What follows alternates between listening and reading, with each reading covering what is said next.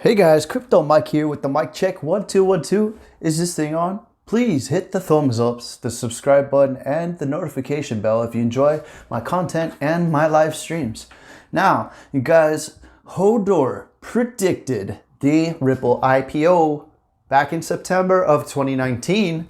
What is that, about 5 months ago? Okay, and he wrote a whole article about it. He is one of the most prolific, studious researchers on Ripple and XRP, and he writes blogs and all sorts of stuff. He's on Coil. Go check him out. Follow him on Twitter. Okay, he's got 56,000 followers on Twitter. He is actually pretty smart. He's a smart one. But the funny thing is, we don't know who he is. Who is he? Is he a Ripple insider? Does he just do very good research? I don't know. However, I want to show you. I want to show you this article that he wrote. Okay. He wrote this article in September. Let me see. Is it? Okay. All right, so I'm going to go ahead and read this to you. He predicted it. It's like he knew already, right? Okay, this was planned out, guys. Trust me. Now, HODOR says, scenario, Ripple goes public. What does the future hold? Investors that enter the crypto market will inevitably discover that it's necessary for them to determine on their own what the future may bring, given different circumstances, risks, and contingencies. None of us were given a pamphlet on what to expect. None of us knows how the market will behave. And most of us are not benefiting from inside information about market gyrations. But we all must imagine the future. None of us would have purchased digital assets if we didn't believe they would rise in value. So at a minimum, each of us has gone through the process of imagining the future with respect to digital assets. In addition, there are some business and political developments that can substantially impact these projections. And knowing how outcomes might be materially different based on these possibilities is important for making effective investment decisions, or for achieving a level of serenity and confidence in your holdings no matter what the market reflects in the short term. When it comes to XRP, there are a few different scenarios that might happen. Some are lower probability while others are higher probability. I'm going to zero in on one scenario for purposes of today's article. Ripple goes public. Going public. Silicon Valley has plenty of examples of how much money can be raised from an initial public offering, or IPO. Examples stretch back to the 90s and early 2000s during the golden age of technology and internet IPOs. What's an IPO? If you're completely new to the financial topics, the term IPO stands for initial public offering, which is when a private company owned by perhaps a small number of people decides to raise money by creating new company shares and then selling them public. Private companies are mostly reluctant to go public because there are many more reporting and regulatory requirements for public companies. Hence, it's much easier to run a private company. Private companies don't have as much compliance baggage and are typically able to respond quicker to different business conditions. However, private companies do sometimes go public because of the massive amount of money they receive for these additional shares. This process of raising money through sales of shares is called equity financing, and it's the biggest incentive for private companies to go public. An Investor Guide article said it best, quote, "Not only does the company instantly receive a large infusion of cash, but the original investors and employees with an interest in the company also become instantly wealthy upon valuation of their stock in the market." This comment is no small factor in the decision-making by executives. My guess is that some of the initial Ripple founders would become fantastically wealthy based only on the value of their original shares in the company. Capital gushes during an IPO. Despite the fact that Ripple raises money from their software revenue and sales of XRP, both of these are no comparison to the amount of cash that would be raised by an initial public offering for the company. In my estimation, Ripple's IPO should be viewed equivalently to, let's say, Uber, because Ripple's business use case should just as wide-ranging in terms of market. While Uber claims that its total addressable market is 12 trillion based on entering new markets like mobility, food delivery, and freight shipping, Ripple's market share would also be a very sizable share of the remittance and payment market, including P2P, replacement of Nostro accounts, and B2C and B2B payments. But perhaps it's better to look at a collection of IPOs to get a sense of the capital raised. High-profile IPOs and dollars raised. Uber raised $8 billion. Facebook raised $16 billion. Visa raised $18 billion. TradeWeb, $1 billion. Aventor Performance, $4 billion. Where would Ripple end up in terms of money raised? The analytics and underwriters involved will normally set the analysts and underwriters involved will normally set an IPO price that is loosely, some would say very loosely, based on fundamental business factors of the underlying company. In the case of Ripple, I think its valuation based on a combination of its future total addressable market with an eye towards payment processing software, micropayments, tokenization, payment, streaming, and smart contracts. In addition, the analysts would need to account for Ripple's ownership interest in potentially dozens of other companies as part of the Spring Initiative. In short, Ripple's IPO would be sizable. I'd say it should be judged equivalently to Visa or greater. But to be conservative, we should probably judge a future IPO as an average of the above list, minus a specific percentage. The math. The average of all the mentioned IPOs is $9.4 billion. Let's assume that Ripple will conservatively pull in half that number in capital, $4.7 billion. So roughly $5 billion cash. That's a lot of cash. And this amount purposefully excludes the market value that would be related to the value of the XRP that Ripple holds. I imagine that IPO marketers would attempt to include that in the price, but we will ignore it during our analysis. What could Ripple do with $5 billion?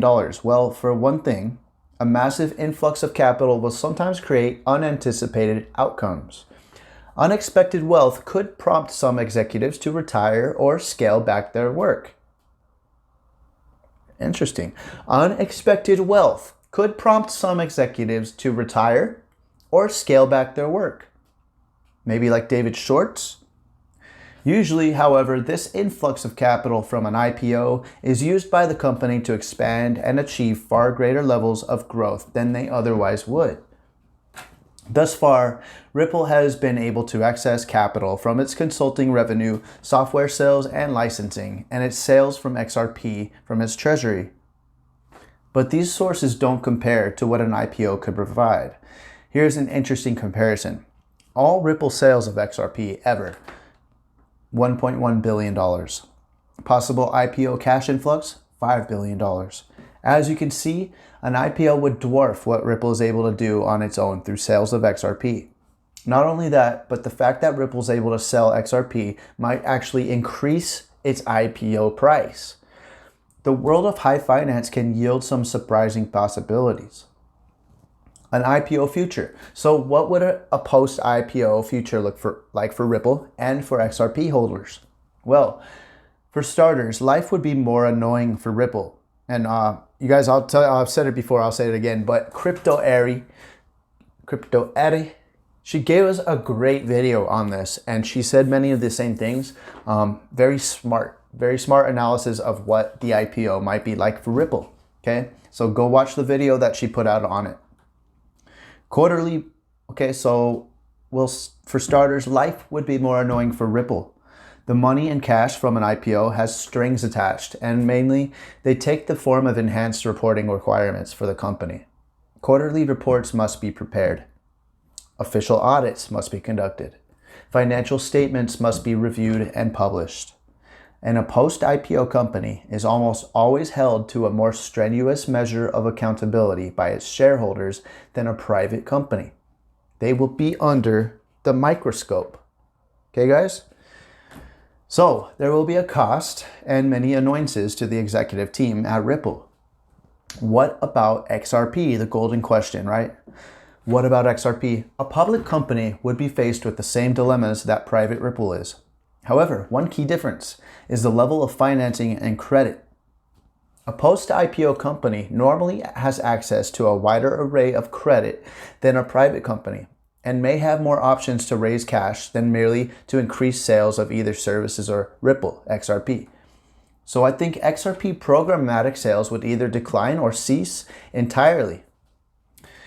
And that's already started. I think wholesale sales of XRP to banks and market makers would continue. However, because that involves directly growing the network of RippleNet member institutions that utilize XRP, selling XRP to these participants is not only expected, but necessary. Programmatic sales are not. Next level marketing. One very positive aspect of having a pile of cash from an IPO would be to spend it on things that grow the market value of either the company or XRP. Unlike all the other companies quoted in this article as examples of an IPO, none have had a digital asset that comprises billions of dollars of value. Currently, Ripple is not speaking a lot about XRP or its ability to grow XRP's value because there are ongoing legal matters, both lawsuits and regulatory questions that necessitate a more circumspect communication strategy. Once these legal outcomes are etched in stone, the company may see fit to ramp up its marketing. And you guys, maybe this lawsuit and Ripple drawing it on instead of nipping it in the bud has something to do with this. Once these legal outcomes are etched in stone, the company, you guys, because real quick, Ripple could have nipped this in the bud a while ago. All right, they could have proven it. They didn't prove it. They went another route and extended the lawsuit. Why did they do that? Maybe this is why. Once these legal outcomes are etched in stone, the company may see fit to ramp up its marketing. Maybe they're just not ready for that. After all, there's nothing prohibiting a company, whether public or private, from promoting the ownership of an item in their inventory, right? And this marketing might be phenomenal. With $5 billion, no amount of potential marketing is out of reach. And the days of Super Bowl advertisements about digital assets may be upon us. To date, the only participants in the crypto market that have engaged mainstream advertising and its participants have been the exchanges, and they make money no matter if the market goes up or down. My favorite ad so far is Christian Narn's advertisement for eToro. And we saw one with Alec Baldwin after this. This was back in September, but since then we've seen one with Alec Baldwin, and he's even, is that HODOR? Just imagine, is that HODOR? Christian Narn? I don't know. Anyways, just imagine if Ripple could afford to hire him for XRP related promotions in a post-IPO, post-legal issues world. So we're going to see celebrities probably endorsing Ripple, right? And advertising and marketing for Ripple. All this attention will be on Ripple, Ripple, and what is paired with Ripple, especially in a post-legal issues world, what goes hand in hand with Ripple, XRP, especially after it's declared not a security. So many questions will be answered, so much more attention, positive attention will come to the market. And I'm talking about the XRP market. Acquisitions, and that's only speculative. Okay, that's even before, that's retail. Okay, that's before utility takes a hold of it. Then it's just off, to the moon. Then it's off to Mars, But for now, we're talking about retail. Acquisitions galore. Even now, we can see clearly that Ripple has an appetite for acquisitions. Back when Ripple first hired Ron Will, I thought it was a sign that the company was telegraphing its intention to go public sooner rather than later. I was wrong. What became clearly apparent was that Ripple was more interested in acquiring other companies rather than attempting to create curb appeal prior to an IPO. This is great news as it speaks of even greater levels of confidence by Ripple's executive team than I even had foreseen. They had clearly mapped out a strategy to acquire companies that represented any possible missing pieces to their market rollout of software and services. They acquired portions of companies through Xspring, Although for the most part, these ownership levels are kept private through non-disclosure agreements. This is all super bullish, guys. And I do believe HODOR is definitely some kind of insider. I really do. He must be. And of course, they purchased a chunk of MoneyGram in exchange for an ownership interest in that company, along with transformation of MoneyGram's payment flows to include usage of XRP as a bridge asset. One thing is for certain, if Ripple has an opportunity to make more deals to integrate the use of XRP, they will do it. Not only that, but because the cost savings have allowed MoneyGram to survive and thrive, my guess is that other remittance processors will be wanting to go the same route and use XRP for settlement. And by the way, guys, I just heard today, MoneyGram is partnering now with other banks and companies, okay? They partner with the Suez Canal Bank for remittances. And not only Ripple is doing it, but Ripple's partners are partnering. It's a big network effect that's gonna take over the world. And if you're telling me that XRP is gonna still not garner any attention, if there's really not gonna be any attention on it ever again and it's gonna go to zero, then I think you are nuts and you need to leave my personal space. Get out of here. In short, an IPO would enable Ripple to make dozens of more deals in short order. Another one I've been saying, free publicity. The amount of free publicity surrounding an IPO is substantial. They're going to be on Robinhood, you guys. I mean, and the funny thing is, Robinhood doesn't even sell XRP. That's, maybe Robinhood knows. I don't know. Maybe they know the legal issues. They can't be selling that as crypto because, they don't want it to be considered a security or something, While some part of the process is certainly paid for and is a formal part of an IPO marketing strategy, another measurable part is unplanned and takes place with the mainstream media outlets providing their unscripted opinions about the event. Even without an IPO, Ripple has received a large amount of publicity due to its leadership role as the largest private blockchain technology-related business in the United States. I've lost track of how many times news outlets have interviewed Chris Larsen, Brad Garlinghouse, David Schwartz, and others. With an IPO, the company would receive even more free coverage leading up to its offering. Orders of magnitude. When I think of what Ripple would do with the increased amount of capital, it's reflective of the same types of things they're doing today, only on a greater scale and with much larger results. Ripple is sponsoring educational programs with Ubri, funding XRP-related businesses with Spring, making major business deals to expand XRP's ecosystem, engaging with government and political leaders. The results thus far have been amazing. Ripple, the company that does not a lot with very little, and when you think about it, it's not that they do a lot of additional new activities, but that they'd ramp up their existing plans with huge amount of capital.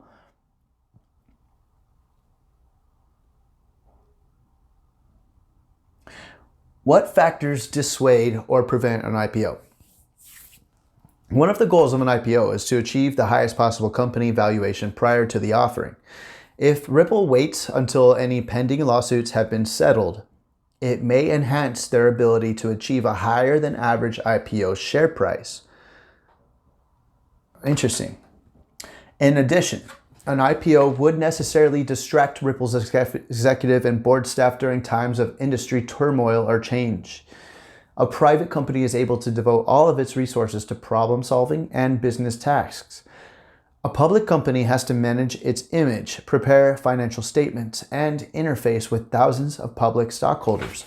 And you guys, they started managing their image a while ago, okay?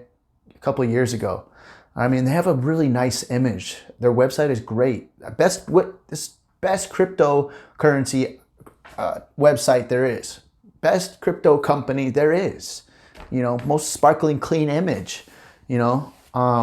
Ripple definitely is going to be some kind of like FANG stock or something, of the payments world. A private company is able to devote all of its resources to problem solving and business tasks. A public company has to manage its image, prepare financial statements, and interface with thousands of public stockholders. Essentially, Ripple's ability to be nimble would decrease with an IPO, both therefore before and after.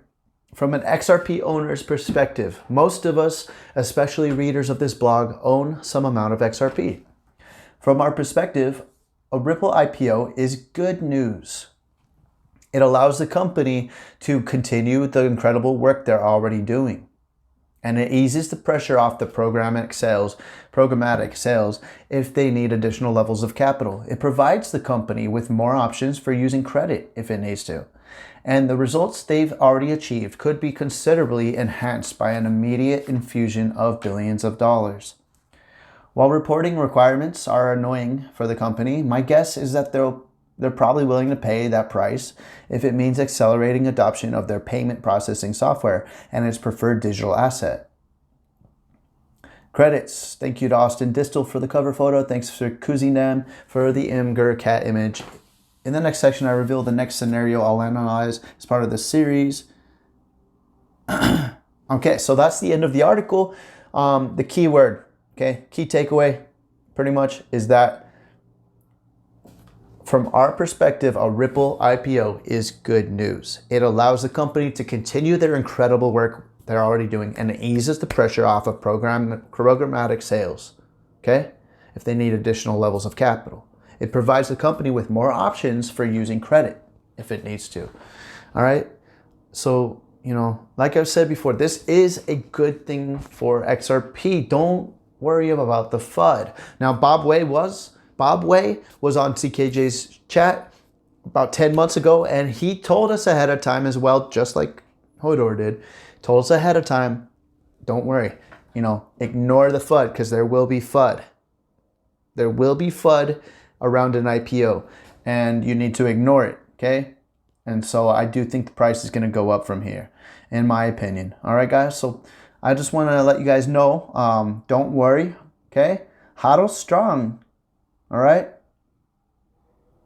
Okay, your future seems to be, and we're researching this every single day, making sure that we are correct, but your future seems to be in good hands, okay? We are in something that is revolutionary. The world has never seen it before. Never, ever. A cryptocurrency, a payments company goes public, one that created a cryptocurrency that's going to be used for its software system. All eyes are going to be on Ripple this year and next year. Ripple is going to lead the revolution, the cryptocurrency revolution, guys. All right. Love you guys. Be good people. Give me a thumbs up, please, and share this video if you like it. All right. Crypto Mike out. Peace.